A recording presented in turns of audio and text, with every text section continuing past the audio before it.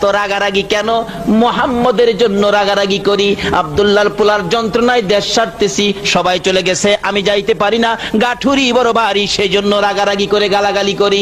আমার নবী বলেন, বুড়ি মা রে, আব্দুল্লাহর পোলাকে কোনোদিন দেখছনি? না, দেখি নাই বাবা, তার মুখটা যেন জীবনে না দেখি। নবীজি এখনো হাসে। বুড়ি মা, এত বড় গাঠুরি লইয়া যাইতে তোমার কষ্ট হয়? হ বাবা, আমার আসলে কষ্ট হয়। আব্দুল্লাহর পোলার বয়ে যখন দেশ ছেড়ে পাহাড়ে যাচ্ছ, আমি যদি তোমার গাঠুরি মাথায় নিয়ে তোমার আগায়া দিয়ে আসি, অনুমতি দিবা কিনা? তোমার কষ্ট হবে না? বুড়ি বলেন, বাবা গো, এত ভালো তুমি, কেউ তো আমার খোঁজ খবর নিল না, তুমি কি আমার গাঠুরি মাথায় নিতে পারবা? মনে যদি কিছু না নাও, আমি তোমার গাঠুরি মাথায় নিব, তার বিনিময়ে কি কিছু পয়সা চাইবা? না।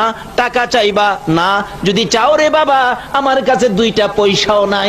আমার নবী বলেন, বুড়ি মা, এক পয়সাও দিতে হবে না। নবীর সাহাবীরা, নবীর সাথে যোদ্ধারা পিছে পিছে যাচ্ছে, আমার নবীর অবস্থা দেখে হাসতেছে। আমার নবী বলেন, বুড়ি গো, দে তোর গাঠুরি আমার মাথায় উঠাইয়া দে। রহমতের ফেরেশতারা বলেন, মাবুদ, দেখো না কি মজার ঘটনা, সাধারণ বৃদ্ধা মহিলার গাঠুরি তোমার বন্ধুর মাথায় নিয়েছে। এই নবীর আদর্শ যদি আমাদের কাছে থাকে গো, বলুন আল্লাহর রহমত আসবে কিনা? রহমতের ফেরেশতারা পর্যন্ত হাসতেছে। বুড়ি নবীর মাথায় গাঠুরি দিয়া এখন খালি হাত, জর্জরা হয়ে গেছে, সুস্থতা এসে গেছে, সামনে আগে আগে যায়, আরো রাগ বেড়ে গেছে। আব্দুল্লাহর পোলা মোহাম্মদ রে যেন জীবনে না দেখি, অহনো আমার নবীরে গালাগালি করে। আমার নবী পিছে পিছে যায়, বুড়ি আগে আগে যায়।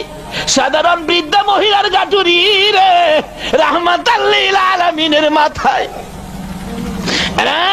ছাত্র সেনার ভাইরা, এই আদর্শে যদি আদর্শিত হতে পারো, নিশ্চয়ই তোমাদের বিজয়ের পতাকা উড়বে। যাচ্ছে আমার নবী এক পাহাড়ের পর আরেক পাহাড়, দুই তিনটা পাহাড় পার হইয়া বুড়ি বলতেছে, বাবা গো, তোমার বুঝি কষ্ট হয়? আর একটু আসো, আমার দেশের মানুষ, আমার বাড়ির মানুষ, আমার মহল্লার মানুষ যেখানে আছে সেখানে আমি যাব।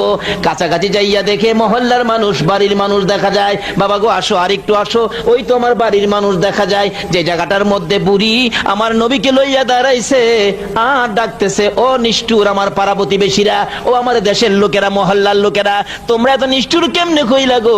আমার আব্দুল্লাহর পোলার বিপদ থেকে আসতে তোমরা নিয়ে আসলা না, আমি তো বিপদে পড়ে যাইতাম। এই যুবকটা যদি না পাইতাম রে, আমি আব্দুল্লাহর পোলার হাতে ধরা পড়ে যাইতাম। অহনক